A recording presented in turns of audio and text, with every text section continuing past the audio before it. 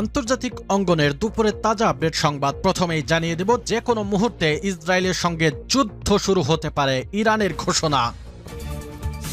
এরপর জানিয়ে দেব, ইরানকে যে কারণে ভয় পায় মার্কিন যুক্তরাষ্ট্র। ইরানের ভয়ে সবসময় কাঁপন ধরে থাকে মার্কিন প্রেসিডেন্ট এবং মার্কিন সেনাদের বুকে। এদিকে গাজার সর্বশেষ যুদ্ধবিরতি প্রস্তাবের রাজি হামাস। এরপর জানাবো, এবার ট্রাম্পের শান্তি প্রস্তাব প্রত্যাখ্যান করলেন জেলেনস্কি।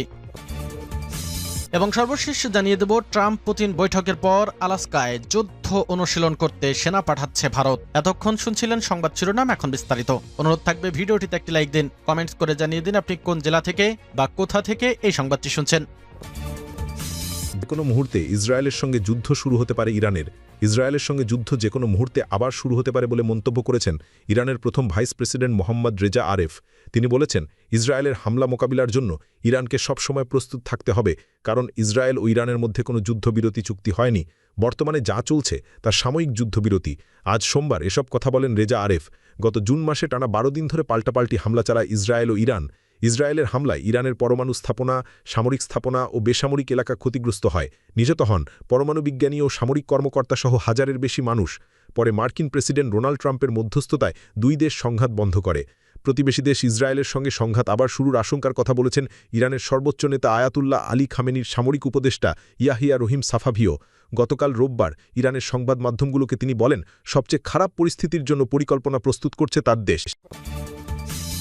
ট্রাম্পের শান্তি প্রস্তাব প্রত্যাখ্যান করলেন জেলেনস্কি। মার্কিন প্রেসিডেন্ট ডোনাল্ড ট্রাম্পের শান্তি প্রস্তাব সরাসরি প্রত্যাখ্যান করেছেন ইউক্রেনের প্রেসিডেন্ট ভলোদিমির জেলেনস্কি। সোমবার ওয়াশিংটনে হোয়াইট হাউসে ট্রাম্পের সঙ্গে বৈঠকের আগে তিনি স্পষ্ট করে দিয়েছেন, ইউক্রেন কোনো ভূখণ্ড ছাড়বে না এবং ন্যাটোতে যোগদানের স্বপ্নও ত্যাগ করবে না। রোববার ট্রাম্প তার সামাজিক যোগাযোগ মাধ্যম ট্রুথ সোশ্যালে লিখেছিলেন, জেলেনস্কি চাইলে রাশিয়ার সঙ্গে যুদ্ধ প্রায় সঙ্গে সঙ্গেই শেষ করতে পারেন, নতুবা লড়াই চালিয়ে যেতে পারেন। ট্রাম্পের মতে, যুদ্ধের অবসান ঘটাতে হলে ইউক্রেনকে দুইটি শর্ত মেনে নিতে হবে: ক্রিমিয়া আর ফেরত পাওয়া যাবে না এবং ইউক্রেনকে ন্যাটোতে যোগ দেওয়ার প্রচেষ্টা ছেড়ে দিতে হবে।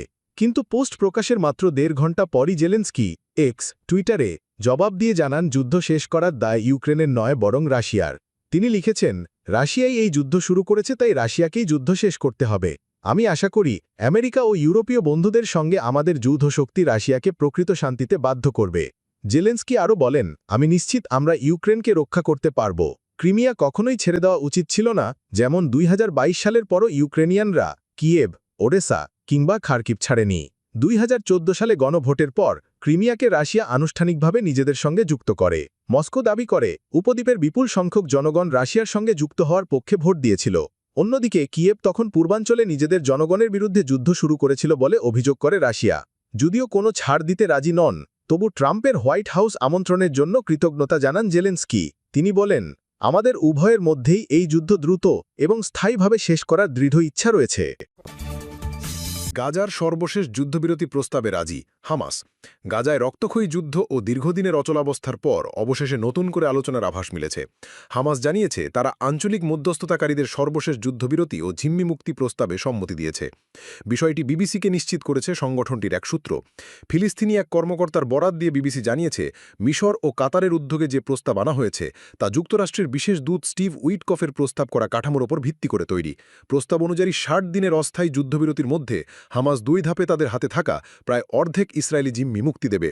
ধারণা করা হচ্ছে, অবশিষ্ট 50 জিম্মির মধ্যে মাত্র 20 জন জীবিত আছেন।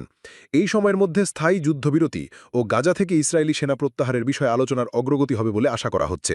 তবে ইসরায়েলের পক্ষ থেকে এ বিষয়ে তাৎক্ষণিক কোনো মন্তব্য আসেনি। রবিবার রাতে তেল আবিবে লাখো মানুষ রাস্তায় নেমে সরকারের কাছে আহ্বান জানিয়েছেন, যেন তারা হামাসের সঙ্গে দ্রুত চুক্তি করে জিম্মিদের ফেরত আনে। কিন্তু প্রধানমন্ত্রী বেনিয়ামিন নেতানিয়াহু বিক্ষোভকারীদের সমালোচনা করে বলেন, তাদের অবস্থান হামাসের আলোচনাকে আরও কঠিন করে তুলছে। যুদ্ধবিরতি প্রস্তাবে হামাস রাজি হওয়ার এই ঘটনাটি ঘটল মাত্র 2 দিন পর, যখন নেতানিয়াহুর কার্যালয় জানায়, ইসরায়েল কেবল তখনই চুক্তি করবে যদি সব জিম্মিকে একসঙ্গে মুক্তি দেওয়া হয়। পাশাপাশি এই সপ্তাহেই ইসরায়েলি মন্ত্রিসভা গাজায় সামরিক অভিযান সম্প্রসারণ এবং গাজা নগরী দখলের পরিকল্পনা অনুমোদন করতে পারে বলে ধারণা করা হচ্ছে। গত মাসে পরোক্ষ আলোচনার ভেঙে পড়ার পর নেতানিয়াহু ঘোষণা করেছিলেন, হামাস নিরস্ত্র না হওয়া পর্যন্ত এবং সব জিম্মিকে মুক্তি না দেওয়া পর্যন্ত যুদ্ধ থামবে না। অন্যদিকে হামাস বলেছিল, যুদ্ধের স্থায়ী অবসান ছাড়া তারা আর কোনো জিম্মি মুক্তি দেবে না। বিশেষজ্ঞরা বলছেন, হামাসের নতুন প্রস্তাবে সম্মতি দিলেও ইসরায়েলের অনড় অবস্থান ও সামরিক পরিকল্পনা গাজায় যুদ্ধবিরতির সম্ভাবনাকে এখনও অনিশ্চিত করে রেখেছে। ট্রাম্প-পুতিন বৈঠকের পর আলাস্কায় যুদ্ধ অনুশীলন করতে সেনা পাঠাচ্ছে ভারত ও মার্কিন যুক্তরাষ্ট্র চলতি মাসে যুক্তরাষ্ট্রের ৪৯তম অঙ্গরাজ্য আলাস্কায় একটি যৌথ সামরিক মহড়া করবে। আলাস্কায় মার্কিন প্রেসিডেন্ট ট্রাম্প ও ভ্লাদিমির পুতিনের শীর্ষ বৈঠকের একদিন আগে বৃহস্পতিবার ১৪ আগস্ট নয়াদিল্লি এই খবর জানায়। ওয়াশিংটনের ক্রমাগত শুল্ক আরবের মধ্যে আলাস্কায় বাহিনী পাঠানোর মোদী সরকারের সিদ্ধান্তকে অত্যন্ত তাৎপর্যপূর্ণ বলে মনে করছেন বিশ্লেষকেরা। এক সংবাদ সম্মেলনে ভারতের পররাষ্ট্র মন্ত্রণালয়ের মুখপত্র রণধীর জয়সওয়াল বলেন, যৌথ সামরিক মহড়ার ২১তম সংস্করণ যুদ্ধ অনুশীলনে এই মাসের শেষের দিকে আলাস্কা অনুষ্ঠিত হওয়ার কথা রয়েছে। তিনি বলেন, ভারত মার্কিন প্রতিরক্ষা অংশীদারিত্ব মৌলিক প্রতিরক্ষা চুক্তির উপর ভিত্তি করে তৈরি। এটি দ্বিপাক্ষিক অংশীদারিত্বের একটি গুরুত্বপূর্ণ স্তম্ভ। এই শক্তিশালী সহযোগিতা সকল ক্ষেত্রেই শক্তিশালী হয়েছে। আমরা আশা করছি আগস্টের মাঝামাঝি সময় একটি মার্কিন প্রতিরক্ষা নীতি দল দিল্লিতে আসবে। জয়সওয়াল আরও বলেন, যুক্তরাষ্ট্র এবং ভারত একটি ব্যাপক বৈশ্বিক কৌশলগত অংশীদারিত্ব শেয়ার করে, যা অভিন্ন স্বার্থজনগতার বন্ধন এবং স্বার্থ জনগণের সঙ্গে সম্পর্কের উপর ভিত্তি করে গড়ে উঠেছে। এদিকে ভারত যুক্তরাষ্ট্র থেকে আসন্ন সামরিক ক্রয় পরিকল্পনা স্থগিত করেছে। গণমাধ্যমের এমন খবর প্রত্যাখ্যান করে দেন জয়সওয়াল। তিনি বলেন, প্রতিরক্ষা ক্রয় সম্পর্কিত আলোচনা স্থগিত করার বিষয়ে ভারতের সংবাদ মাধ্যমগুলোর প্রতিবেদনগুলো মিথ্যা এবং বানোয়াট। ক্রয় বিষয়গুলো বিদ্যমান পদ্ধতি অনুসারে এগিয়ে চলছে। ইরানকে যে কারণে ভয় পায় যুক্তরাষ্ট্র। ভূ-রাজনৈতিক বাস্তবতায় যুক্তরাষ্ট্রের কাছে ইরান একটি অস্বস্তিকর শক্তি। নিচে বিশ্লেষণ করা হল ঠিক কোন কোন কারণে যুক্তরাষ্ট্র ইরানকে ভয় বা সতর্ক দৃষ্টিতে দেখে। পারমাণবিক কর্মসূচি ও সম্ভাব্য অস্ত্র। ইরান তার পারমাণবিক কর্মসূচিকে শান্তিপূর্ণ বলে দাবি করলেও যুক্তরাষ্ট্রসহ পশ্চিমা বিশ্ব মনে করে এটি গোপনে পারমাণবিক অস্ত্র তৈরির পথে অগ্রসর হচ্ছে। যদি ইরান পারমাণবিক অস্ত্রে সক্ষম হয়, তবে তা গোটা মধ্যপ্রাচ্যে শক্তির ভারসাম্য পাল্টে দিতে পারে। ইসরায়েলের মতো যুক্তরাষ্ট্রের ঘনিষ্ঠ মিত্র তখন চরম ঝুঁকিতে পড়বে। আঞ্চলিক ক্ষমতার প্রভাব। ইরান শুধু নিজে শক্তিশালী দেশই নয়, বরং লেবাননের হিজবুল্লাহ, ইরাকের শিয়া মিলিশিয়া, ইয়েমেনের হুথি এবং সিরিয়ার আসাদ সরকারের পৃষ্ঠপোষক। এই সব গোষ্ঠী সরাসরি যুক্তরাষ্ট্রের স্বার্থ ও মিত্রদের বিপক্ষে অবস্থান নেয়। ফলে ইরানের প্রভাব মধ্যপ্রাচ্যে যুক্তরাষ্ট্রের কৌশলগত পরিকল্পনার বড় বাধা। জ্বালানি নিয়ন্ত্রণের ভীতি।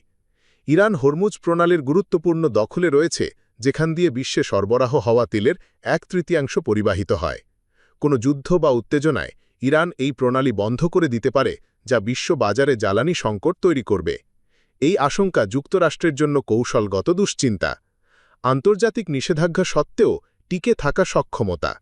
যুক্তরাষ্ট্রের চাপিয়ে দেওয়া কঠোর নিষেধাজ্ঞা সত্ত্বেও ইরান দীর্ঘদিন ধরে টিকে আছে এবং বিকল্প পথ বের করেছে, যেমন চীন ও রাশিয়ার সঙ্গে বাণিজ্য, স্থানীয় উৎপাদনশীলতা বাড়ানো ইত্যাদি।